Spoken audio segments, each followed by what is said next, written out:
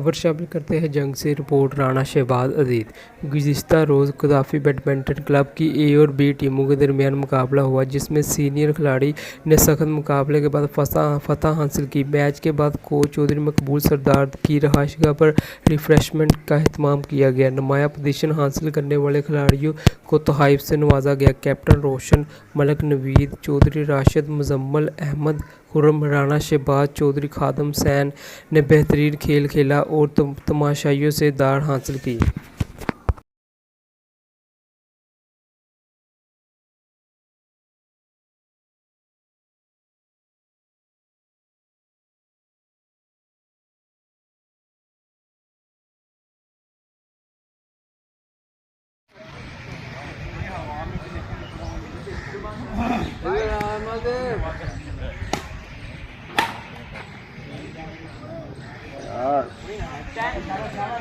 Ten, 5.